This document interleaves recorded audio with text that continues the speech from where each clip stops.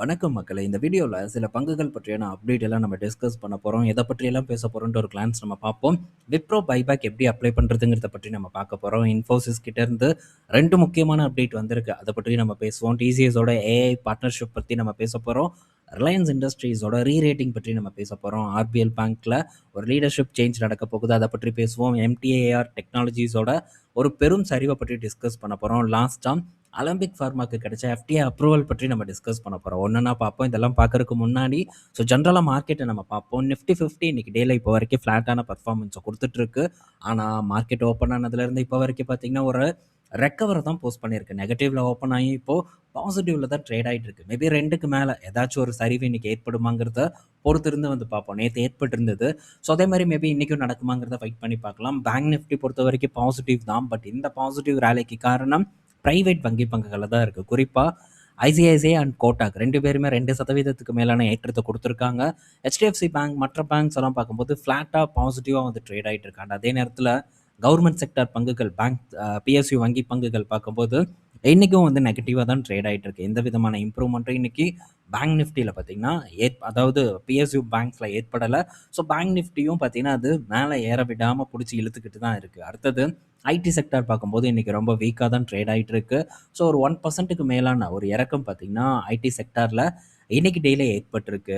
இப்போ ஃபர்ஸ்ட் நம்ம பார்க்க போறது விப்ரோ பைபேக்ல எப்படி அப்ளை பண்றதுங்கிறத பற்றி டிஸ்கஸ் பண்ண போறோம். ரொம்ப சிம்பிள் தான். Zerodha தான் மோஸ்ட்லி எல்லாரும் வச்சிருப்பீங்கன்னு நான் நினைக்கிறேன். மத்தது என்கிட்டயும் இல்ல. Zerodhaல இப்படி தான் பண்ணணும். Zerodha பொறுத்தவரைக்கும் நீங்க மொபைல்ல தான் யூஸ் பண்ணுவீங்க. கீழ 5 ஆப்ஷன் இருக்கும். அதுல பிட்ஸ வந்து சூஸ் பண்ணுங்க. பிட்ஸ சூஸ் பண்ண உடனே அதுல ஐபிஓ நெறைய விஷயங்கள் இருக்கும். ஆக்ஷன், கவர்ன்மெண்ட் செக்யூரிட்டீஸ் அப்படின்ட்டு. ஃபைனலா கார்ப்பரேட் ஆக்ஷன் இருக்கும். அந்த கார்ப்பரேட் ஆக்ஷன கிளிக் பண்ணீங்கன்னா, எடுத்ததும் விப்ரோவோட பைபேக் இருக்கும். அத கிளிக் பண்ணுங்க. அத கிளிக் பண்ணிட்டு எத்தனை குவான்டிட்டிங்கிறத போடுங்க. எல்லாத்தையும் நான் போட்டிருக்கேன். நான் பைபேக் அப்ளை பண்ணிட்டேன். எல்லாத்தையும் வந்து நான் போட்டிருக்கேன் பைபேக்குக்கு. பட் எடுக்கிற வரைக்கும் லாபம். சொன்னது தான் எடுக்குறாங்களா? இல்ல அதுக்கு மேலயும் எடுக்குறாங்களாங்கிறத வெயிட் பண்ணி நம்ம பார்ப்போம். இப்போ வந்து இந்த மாரி பண்ணிட்டு, இந்த பிளேஸ் பிட் குடுத்தாச்சுன்னா வேலை முடிஞ்சிருச்சு. இதில வந்து கோடு வந்து கேட்கும். எனக்கு கேட்டது. அந்த பின் போட்டுட்டு, அத ஓடிபி வரும். சப்மிட் பண்ணிட்டோம்னா, நம்ம ஈஸியா வந்து இந்த பங்குகள பைபேக்ல வந்து பிளேஸ் பண்ணிடலாம். இவ்வளோதான். ரொம்ப சிம்பிளான ஒரு விஷயம். ரொம்ப அதுக்குள்ள போகணும், இதுக்குள்ள போகணுன்ட்டு எந்த விதமான ரெஸ்ட்ரிக்ஷனும் இல்ல. ஈஸியா பார்த்தீங்கன்னா, நம்ம பைபேக்ல வந்து பார்ட்டிசிபேட் பண்ண முடியும். பெரும் டவுட் இருக்காது அப்படின்னு நான் நினைக்கிறேன். ஆல்மோஸ்ட் எல்லா புரோக்கரேஜ்லயும் ஈஸியா தான் இருக்கும்னு நான் நினைக்கிறேன். அடுத்தது பார்த்தீங்கன்னா, இன்ஃபோசிஸ் கிட்ட இருந்து வந்த அப்டேட். இன்னைக்கு இன்ஃபோசிஸ் பார்க்கும்போது 2% மேலான கிட்டத்தட்ட 2.5% வரைக்கான சரிவு ஏற்பட்டிருக்கு. பட் 2 நல்ல செய்தியும் வந்து குடுத்துருக்காங்க. இப்போ இன்ஃபோசிஸ் பார்த்தீங்கன்னா, IHH ஹெல்த் கேர் கூட பார்த்தீங்கன்னா, ஒரு பார்ட்னர்ஷிப் பண்றாங்க. டை அப் பண்றாங்க. எதுக்குன்னா, அவங்களுடைய பிசினஸ ஏஐ என்டர்பிரைசஸ் உள்ள கொண்டு வரதுக்காக சில விஷயங்கள பண்றாங்க. ஏஐ ரிலேட்டடான ஒரு இம்ப்ரூவ்மெண்ட்ட கொண்டு வரதுக்கு இன்ஃபோசிஸ் பார்த்தீங்கன்னா, உள்ள களம் இறங்குறாங்க. ஒரு மல்டி இயர் டீலா தான் இது பார்க்கப்படுது. இது இன்ஃபோசிஸ்க்கு நல்ல செய்தி. 2வது பார்த்தீங்கன்னா, இன்ஃபோசிஸோட ரெவென்யூ பார்க்கும்போது வரக்கூடிய 5 வருஷத்துல பெட்டரா இருக்கும் அப்படின்ட்டு சிஎல்எஸ்ஏ கணிச்சிருக்காங்க. யார் கணிச்சிருந்தாலும் எனக்கு பயம் இருக்காது. சிஎல்எஸ்ஏ கணிச்சத நினைக்கும்போது கொஞ்சம் பயமா தான் இருக்கு. ஏன்னா, இவங்க கணிப்பு மோஸ்ட்லி எப்பவுமே சக்சஸா வந்ததே கிடையாது.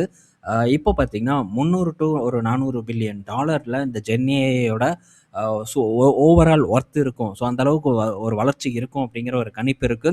அதுல இன்ஃபோசிஸ் பார்த்தீங்கன்னா, பெட்டர் பிளேயரா இருப்பாங்க அப்படிங்கிற ஒரு கணிப்ப பார்த்தீங்கன்னா, சிஎல்எஸ்ஏ வந்து குடுத்துருக்காங்க.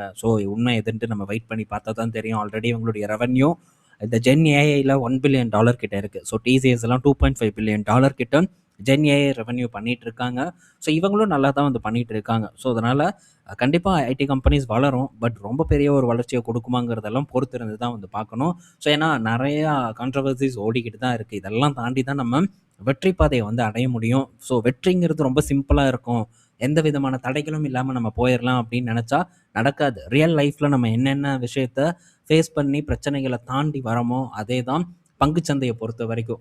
ஈஸியா நம்மளால வெற்றி அடைய முடியாதுங்கிறதுக்கான ஒரு சிறந்த ஒரு பாடத்த இப்போ நமக்கு ஐடி நிறுவனங்கள் வந்து கத்துக் குடுத்துட்டு இருக்கு. இந்த பாடத்த நம்ம பிராக்டிகலா பண்ண போறோமா? இல்ல தியரியா வந்து கேட்டுட்டு நெக்ஸ்ட் திரும்ப இதே மாரியான ஒரு சிச்சுவேஷன் வேற இடத்துல வரும்போது பார்ட்டிசிபேட் பண்ண போறோமாங்கிறதெல்லாம் அவங்கவங்க எடுக்கக்கூடிய முடிவுகளா தான் இருக்கு. நான் இந்த இடத்துல பிராக்டிகலா இன்வால்வ் ஆயிருக்கேன். பலரும் பார்த்தீங்கன்னா, தியரியில இன்வால்வ் ஆயிருப்பாங்க. ஸோ கண்டிப்பா 2 பேத்துக்குமே பாடம் கிடைக்கும். எப்படி பாடம் கிடைக்க போகுதுங்கிறத நம்ம பொறுத்திருந்து வந்து பார்ப்போம். அடுத்தது டிசிஎஸ் பார்த்தீங்கன்னா, ஆந்த்ரோபிக் கூட வந்து ஒரு டை அப் பண்ணியிருக்காங்க. ஸோ எதுக்குன்னா, அவங்களுடைய கிளாட வந்து ஒரு 50,000 எம்ப்ளாயீஸ் வந்து ஆக்சஸ் பண்றதுக்காக இந்த டை அப் வந்து நடந்திருக்கு. ஸோ இது இது வந்து இது புதுசு இல்ல. ஸோ ஆல்ரெடி பார்த்தீங்கன்னா, Amazon அண்டு Microsoft போன்ற நிறுவனங்கள் அவங்க எம்ப்ளாயீஸ்க்கு வந்து கிளாட் ஆக்சஸ் குடுத்தாங்க. ஆனா, இப்போ கிளாட் ஆக்சஸ வந்து கட் பண்ணிட்டாங்க. ஸ்ட்ரிக்ட்டா சொல்ட்டாங்க யூஸ் பண்ணக்கூடாது அப்படின்ட்டு. ஏன்னா, இதோட பில் ரொம்ப ஓவரா இருக்கு. இதுதான் மெயின் ரீசன். ஏன்னா, ஃபர்ஸ்ட்டு அன்லிமிட்டட் குடுத்தாங்க மந்த்துக்கு. இப்போ எவ்வளோ யூஸ் பண்றோமோ அதுக்கேத்த மாரி ஃபீஸ் அப்படின்னு சொன்னதும் பேக் அடிக்க ஆரம்பிச்சுட்டாங்க. ஸோ ஏஐயோட காஸ்ட் பார்த்தீங்கன்னா, ரொம்பவே ஹையரா இருக்க போகுது. ஏன்னா, அந்த அளவுக்கு அவங்க ஸ்பெண்ட் பண்ணியிருக்காங்க. அதெல்லாம் எடுக்கணும்ல. ஸோ கண்டிப்பா இப்படி தான் வந்து குடுப்பாங்க. ஸோ அதனால கம்பெனிஸும் பார்த்தீங்கன்னா, பேக் அடிச்சு எல்லாரும் ஓனா பார்த்தீங்கன்னா, கிரியேட் பண்ணிட்டு இருக்காங்க. இது டெஃபினட்டா வந்து நடக்கும். இது கிரியேட் பண்ண முடியாத ஒரு விஷயம் இல்ல. இத டிசிஎஸும் பண்ணுவாங்க ஃபியூச்சர்லங்கிறதுல மாற்று கருத்து இல்ல. ஸோ இப்ப ஜாயின் பண்ணியிருந்தாலும் பின்னாடி பேக் அடிக்கிறதுக்கான வாய்ப்பு நெறையா இருக்கு. டிசிஎஸ பொறுத்தவரைக்கும் தான் என்னுடைய ஒரு எதிர்பார்ப்பு இருக்கு. ஸோ ஓனா இவங்களும் பார்த்தீங்கன்னா, இந்த விஷயத்துல கிரியேட் பண்ணுவாங்கங்கிற ஒரு எதிர்பார்ப்பு எனக்கு ரொம்பவே அதிகமா இருக்கு. அடுத்தது ரிலையன்ஸ் இண்டஸ்ட்ரீஸ் கிட்ட இருந்து அப்டேட் வந்திருக்கு. என்னன்னா, ஸோ ரிலையன்ஸ் இண்டஸ்ட்ரீஸோட ட ஸ்டாக்கோட பிரைஸ பார்த்தீங்கன்னா, ரீரேட் பண்ணியிருக்காங்க. ஸோ என்னென்ன விஷயங்கள சொல்லியிருக்காங்க, ஓ2சியோட ப்ராஃபிட்டபிலிட்டி நல்லா இம்ப்ரூவ் ஆயிருக்கு. So value unlocking Jio platform மூலியமா நடக்க போகுது. ஸோ ரிலையன்ஸ் ரீட்டெயிலோட குரோத் கொஞ்சம் வந்து பார்க்க வேண்டிய ஒரு விஷயமா இருக்கு. அடுத்தது நியூ எனர்ஜி ப்ராஜெக்ட் பார்த்தீங்கன்னா, இன்னும் வரக்கூடிய காலாண்டுகள்ல ரிலையன்ஸோட பெர்ஃபார்மன்ஸ்ல வந்து ஆட் ஆக போகுது. இதெல்லாம் பார்த்தீங்கன்னா, ஸோ ரிலையன்ஸோட ரீரேட்டிங்க்கு முக்கிய காரணமா வந்து இருக்கு. ஸோ நியூ எனர்ஜி அடுத்த கட்ட ஒரு வளர்ச்சிய ரிலையன்ஸ்க்கு ஏற்படுத்தி கொடுக்கும்னு நம்ம நம்பலாம். உடனே நடந்துராது. இது நடக்கிறதுக்கு கண்டிப்பா வருடங்கள் நடக்கும். ஆனா, அப்படியே கொஞ்சம் கொஞ்சமா ஒரு பாசிட்டிவ் குரோத்த நம்மளால ரிலையன்ஸ் இண்டஸ்ட்ரீஸ்ல பார்க்க முடியும்னு நான் நினைக்கிறேன். ஸோ பொறுத்திருந்து நம்ம பார்ப்போம். ஸோ ஸ்டில் ரிலையன்ஸ் நான் வந்து தொடர்ந்து ஃபோக்கஸ் பண்ணிட்டு இருக்கக்கூடிய நிறுவனமா தான் வந்து இருந்துட்டுருக்கு. ஸோ சான்ஸ் கிடைக்கும் போதெல்லாம் இத வந்து நான் ஆட் பண்ணிட்டு தான் இருக்கேன். என்னோட போர்ட்ஃபோலியோல தொடர்ந்து ஆட் பண்ணிட்டு வந்துட்டுருக்கேன். பார்ப்போம். இதோட பலன் எப்படி இருக்கு லாங் டர்ம்ல அப்படின்ட்டு. ஸோ பல விஷயங்கள பார்த்துட்டு தான் இது பண்ணியிருக்கு. ஸோ அசஸ்மென்ட் கரெக்ட்டா போகுதா? இல்ல தவறா போகுதாங்கிறத வெயிட் பண்ணி தான் பார்க்கணும். அடுத்தது ஸோ ஆர்பிஎல் பேங்க் கிட்ட இருந்து அப்டேட்டு. ஆர்பிஎல் பேங்க் பார்த்தீங்கன்னா, எச்டிஎஃப்சி பேங்கோட சிஎஃப்ஓவான பவீன வந்து அப்பாயின்ட்மென்ட் பண்ண போறதா, அவங்களுடைய பேங்க்லயும் சிஎஃப்ஓவ தான் வந்து அப்பாயின்ட்மென்ட் பண்ண போறதா ஒரு தகவல் வந்து கிடைச்சிருக்கு. ஸோ சான்ஸ் இருக்கலாம்னு சொல்றாங்க. மேக்ஸிமம் வந்து இதுதான் நடக்க போகுது. ஏன்னா ஆல்ரெடி அங்க இவங்க ரிசைன் லெட்டர் குடுத்துட்டாங்க. ஸோ அடுத்து ஆர்பிஎல் பேங்க்குள்ள வருவதற்கான வாய்ப்பு இருக்கு. ஸோ இந்த ஆர்பிஎல் பேங்க்லாம் பார்க்கும்போது ஆல் டைம் ஹைல வந்து ட்ரேட் ஆயிட்டு இருக்கு. ஸோ அதுக்காக இதெல்லாம் நம்ம நல்ல பேங்க்ன்னு எடுத்துக்க முடியுமா? அத்தன பிரச்சனை இருக்கு. ஸோ அவ்ளோ என்பிஎஸ் எல்லாம் இருக்கு. ஸோ அசெட் குவாலிட்டி எல்லாம் ரொம்ப வொர்ஸ்ட்டா தான் இருக்கு. பட் இருந்தாலும் இது ஆல் டைம் ஹைல வந்து ட்ரேட் ஆயிட்டு இருக்கு. சாரி, ஆல் டைம் ஹைங்கிறத விட நியர் டைம் ஹை அப்படின்னு நம்ம சொல்லலாம். ஸோ ஆல் டைம் ஹைல என்ன ரேட்டுன்னு தெரியல. ஸோ ரூ. 360 கிட்ட ட்ரேட் ஆயிட்டு இருக்கு. கணிசமா தொடர்ந்து வளர்ச்சிய குடுத்துட்டு இருக்கு. ஆனா குவாலிட்டியான லார்ஜ் கேப் பங்குகள் பலதும் பெரிய பெர்ஃபார்மன்ஸ வந்து குடுக்கல. அதுக்கு ஒரு டைம் வரும். அந்த டைம் வர வரைக்கும் நம்ம டெஃபினட்டா மார்க்கெட்ல வெயிட் பண்ணி தான் ஆகணும். நம்ம அவசரத்துக்கு வராது அப்படிங்கிறதையும் இங்க வந்து நான் தெரியப்படுத்திக்கிறேன். அடுத்தது எம்டிஏஆர் டெக்னாலஜிஸ் கிட்ட இருந்து ஒரு அப்டேட்டு. ஸோ எம்டிஏஆர் டெக்னாலஜிஸ் இன்னைக்கு டேல 11% வரைக்கான ஒரு இறக்கத்த குடுத்துருக்கு. என்ன ரீசன்னா, இவங்களுடைய கிளையண்ட் ஒரு பெரிய ஒரு கிளையண்ட். ஸோ ப்ளூம் எனர்ஜிங்கிற ஒரு கம்பெனி. இந்த கம்பெனியோட ஒரு கிளையண்ட்டுக்கு ப்ராஜெக்ட்ட வந்து பாஸ் பண்ணியிருக்காங்க. என்ன project? Data centre project. So இதனால இவங்களுடைய ஒரு பிசினஸும் பாதிக்கப்படும் அப்படிங்கிற ஒரு கணக்குல எம்டிஏஆர் டெக்னாலஜிய போட்டு இன்னைக்கு டேல பொளந்து எடுத்திருக்காங்க. ஸோ இதெல்லாம் நல்ல ஒரு ஹைல இருந்த ஒரு பங்கு தான். ரூ. 6,200 கிட்ட இப்ப ட்ரேட் ஆயிட்டு இருக்கு. ரூ. 8,000 மேல இருந்த பங்கு இப்போ சரிவ குடுத்துட்டு இருக்கு. ஆல்மோஸ்ட் நல்ல பீக்ல இருந்து ஒரு கரெக்ஷன் பார்த்தீங்கன்னா, இந்த பங்குல ஏற்பட்டுட்டு இருக்கு. ஸோ பார்ப்போம் என்ன நடக்குதுன்ட்டு. பட் இருந்தாலும் இந்த ப்ளூம் எனர்ஜிய பொறுத்தவரைக்கும், ஸோ இந்த ஆரக்கிளோட டேட்டா சென்டர்ல அவங்களும் நெறைய கேப்பெக்ஸ் பண்றாங்க டேட்டா சென்டருக்கு. ஸோ அங்க வந்து இவங்களுக்கான ஒரு கணிசமான ஆர்டர் கிடைக்கும். இதன் மூலியமா எம்டிஏஆருக்கும் நல்ல ஒரு பெர்ஃபார்மன்ஸ் ஏற்படுங்கிற எதிர்பார்ப்பு இருக்கு. பட் ஆரக்கிளும் பார்த்தீங்கன்னா, டெட் ட்ராப்ல வந்து மாற்றுக்கான ஒரு சூழ்நிலையில இருக்காங்க. பெரிய அளவுக்கு பார்த்தீங்கன்னா, இந்த டேட்டா சென்டர் இன்ஃப்ராஸ்ட்ரக்சர்ல பணத்த போட்டுட்டு இருக்காங்க. ஸோ இது நல்ல பலன் அளிக்கணும். மேபி எக்ஸ்பெக்ட் பண்ண ரெவென்யூ வரலைன்னா, பெரிய அளவுக்கு கழுத்த நெரிக்கக்கூடிய சிச்சுவேஷன் ஆரக்கிளுக்கு ஏற்படுங்கிறதுல மாற்று கருத்து இல்ல. அடுத்தது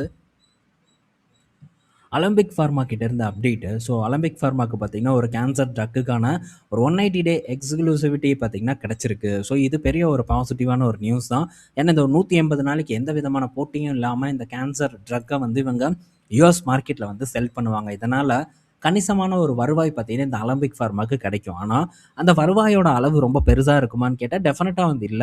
ஸோ பெருசாலாம் இருக்க போறதில்ல. ஏன்னா அதோட ஒரிஜினல் பிராண்டட் ட்ரக்கே பார்க்கும்போது ஒரு வருஷத்துல $90 மில்லியன் தான் வந்து வித்திருக்கு. ரொம்ப கம்மி தான். ஸோ இதனால இவங்களும் பெரிய அளவுக்கெல்லாம் வந்து எக்ஸ்பெக்ட் பண்ண முடியாது. இருந்தாலும் கூட ஸோ ஓரளவு ஒரு ஒரு குறிப்பிட்ட கான்ட்ரிபியூஷன் பார்த்தீங்கன்னா, இந்த ட்ரக் மூலியமா இவங்களுடைய டோட்டல் கன்சாலிடேட்டட் ரெவென்யூல ரிஃப்ளெக்ட் ஆவதற்கான வாய்ப்பு இருக்கு அப்படிங்கிற எதிர்பார்ப்பு இருக்கு. இது பாசிட்டிவ் நியூஸ் தான் அலம்பிக் ஃபார்மாவ பொறுத்தவரைக்கி.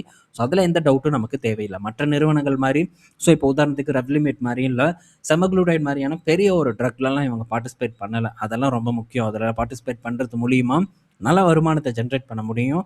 ஸோ சேம் டைம் இங்க ஒரு ஸ்டெடியான வருமானத்த இவங்களால ஜெனரேட் பண்ண முடியுங்கிறது நமக்கு இண்டிகேட் பண்ணுது. ஸோ நெக்ஸ்ட்டு நேத்து பார்த்தீங்கன்னா, யுஎஸ் மார்க்கெட்ல ஸ்டெலன்டீஸ போட்டு வெளுத்து வாங்கிட்டாங்க. அண்டு மைக்ரோசாஃப்ட் பார்க்கும்போதும் நேத்து நல்ல ஒரு சரிவ குடுத்திருந்தது. $400க்கு கீழ பார்த்தீங்கன்னா, க்ளோஸ் ஆயிருந்தது. ஸோ மைக்ரோசாஃப்ட்ட பார்த்தீங்கன்னா, நான் ஃபோக்கஸ் பண்ணியிருந்தேன். அண்ட் சேம் டைம் பார்த்தீங்கன்னா, ஸ்டெலன்டீஸையும் வந்து நான் ஃபோக்கஸ் பண்ணேன். அதே மாரி நேத்து ஃபண்ட் ஆட் பண்ணிட்டு ஒரு ஸ்க்ரீன்ஷாட் வந்து டெலகிராம்ல அப்டேட் பண்ணேன். எதுக்குன்னா, ஸோ சில பேருக்கெல்லாம் வந்து சேம் டேல வந்து ஃபண்ட் ஆட் பண்ண முடியலன்னாங்க. நான் போட்டேன். போட்ட ஒரே நிமிஷத்துல பார்த்தீங்கன்னா, ஃபண்ட் ஆட் ஆயிருச்சு. அதில எல்லா டீட்டெயிலும் இருக்கும். எப்ப இனிஷியேட் பண்ணேன், எப்ப அது கம்ப்ளீட் ஆயிருக்குங்கிற டீட்டெயில் இருக்கும். ஸோ ஆட் பண்ண ஒரு விஷயத்த அதுக்காக தான் நேத்து நான் ஷேர் பண்ணியிருந்தேன். ஸோ அத வந்து எந்த இடத்துல நான் திருப்பி விட்டுருக்கேன்னா, ஸ்டெலன்டீஸ் பக்கம் திருப்பி விட்டுருக்கேன். ஏன்னா நல்ல ஒரு இடத்துக்கு வந்திருக்கு. $6.50 கிட்ட பார்த்தீங்கன்னா, ட்ரேட் ஆயிட்டு இருக்கு இந்த ஸ்டெலன்டீஸ். ஸோ ஸ்டெலன்டீஸ் பார்க்கும்போது அடுத்தடுத்து தொடர்ந்து பார்த்தீங்கன்னா, லான்ச்சஸ்க்கு தயாரா வந்து இருக்காங்க. ஸோ ஆல்ரெடி அவங்க விற்பனை உயர்ந்திருக்கு. இத பற்றியெல்லாம் நம்ம ரீட்டெயில் ஆப்ஷன் குளோபல்ல டிஸ்கஸ் பண்ணியிருக்கோம். ஸோ ரம்பிள் பி அப்படிங்கிற அவங்களுடைய ஓல்டு ஒரு மாடல இப்ப திரும்ப பார்த்தீங்கன்னா, களம் இறக்கியிருக்காங்க. ஸோ அது பார்த்தீங்கன்னா, ஒரு ஸ்ட்ரீட் கார், ஸ்ட்ரீட் ட்ரக் அப்படின்ட்டு நம்ம சொல்லலாம். ஸோ ஹை பவர்ல இருக்கக்கூடியது. அதே நேரத்தில அதோட விலையும் பார்க்கும்போது ரொம்பவே காஸ்ட்லி. கிட்டத்தட்ட $1,00,000 கிட்ட பார்த்தீங்கன்னா, அதோட பிரைஸ் வந்து ஃபிக்ஸ் பண்ணியிருக்காங்க. ஸோ 1,00,000 அப்படிங்கிறது ரொம்ப ஜாஸ்தி. அது மட்டும் இல்ல, யுஎஸோட ட்ரக் மார்க்கெட்ல பொறுத்தவரைக்கும் பேஸ் மாடல்லலாம் பெரிய அளவுக்கு சீப் இல்ல. ஃபோர்டு தான் $28,000க்கு அவங்களுடைய ட்ரக்க விக்கிறாங்க. மேவ்ரிக் அப்படிங்கிற ஒரு ட்ரக்கு. பட் இவங்களோட பேஸ் மாடல் பார்த்தீங்கன்னா, $44,000 40,000லேருந்து $44,000 கிட்ட தான் பேஸ் பிரைஸே இருக்கு. அண்ட் வால்யூம் பார்க்கும்போதும் 3வது பிளேயரா வந்து இருக்காங்க ஸ்டெலன்டீஸ். ஓவராலா ஸோ ஒரு நல்ல பெர்ஃபார்மன்ஸ் பண்றதுக்கான வாய்ப்பு இருக்கு. அண்டு இதோட தேவைகள் எப்படி இருக்குங்கிறத பல இடத்துல நான் போய் செக் பண்ணி பார்த்தேன். ஸோ நல்ல டிமாண்டும் பார்த்தீங்கன்னா, அப்கமிங் ட்ரக்குக்கு இருக்கும் அப்படிங்கிற எதிர்பார்ப்பு இருக்கு. அது போக கிறிஸ்லரோட புது லான்ச்சர்ஸுக்கும் பார்த்தீங்கன்னா ரெடியா இருக்காங்க. ஸோ கிறிஸ்லரும் பார்த்தீங்கன்னா, கடுமையான போட்டிய குடுக்க போகுது. ஸோ பல இடத்துலயுமே பார்த்தீங்கன்னா, ஒரு புது மாடல்ஸோட ஸ்டெலன்டீஸ் களமிறங்குறாங்க. விற்பனை உயரும் அப்படிங்கிற நம்பிக்கை எனக்கு வந்து இருக்கு. ஸோ ஓவராலா பிசினஸ் பார்க்கும்போது ஹெல்த்தியா இருக்கு இந்த ஸ்டெலன்டீஸ பொறுத்தவரைக்கும். அதனால ஸோ இத வந்து நான் ஒரு நல்ல ஆப்பர்ச்சுனிட்டியா வந்து எடுத்திருக்கேன். பட் என்ன ஆகும் அப்படிங்கிறதெல்லாம் ஃபியூச்சர் தான் வந்து நமக்கு சொல்லணும். நம்ம எவ்வளோ போட்டு உழைப்ப போட்டு இது பண்ண முடியுமோ, கணிக்க முடியுமோ, அத்தன விஷயங்களையும் வந்து பண்ணியிருக்கேன். பட் இதுக்கு மேல பார்த்து அதுதான் காலம் தான் நமக்கு வந்து பதில் சொல்லணும். சொல்லும் அப்படின்னு நான் நெனைக்கிறேன். ஸோ பொறுத்திருந்து பார்ப்போம். அதே நேரத்தில மைக்ரோசாஃப்ட்டும் திரும்ப சான்ஸ குடுத்திருக்கு. ஃபிராக்ஷனா வந்து ஃபோக்கஸ் பண்றதுக்கான வாய்ப்பு மைக்ரோசாஃப்ட்ட பொறுத்தவரைக்கும் ரொம்ப அதிகமா இருக்கு. அதனால சைட் பை சைட் நீங்க அதையும் வந்து செக் பண்ணி பார்த்துட்டு அனாலிசிஸ் பண்ணி பாருங்க. ஸோ இந்த 2 இடத்துலயும் இப்போ சான்ஸ் எனக்கு அதிகமா இருக்கிறதா நான் ஃபீல் பண்றேன். ஸோ கணிசமா தொடர்ந்து 2 இடத்துலயுமே பார்த்தீங்கன்னா, என்னுடைய ஃபோக்கஸ நான் வச்சுட்டு இருக்கேங்கிறதையும் இந்த இடத்துல நான் ஷேர் பண்ணிக்கிறேன். ஸோ இந்த வீடியோல நம்ம பல இன்ஃபர்மேஷன் பார்த்திருப்போம். பயனுள்ளதா இருக்கும்னு நான் நினைக்கிறேன். ஈவினிங் நம்ம இன்னொரு வீடியோல மீட் பண்ணுவோம். பாய் மக்களே!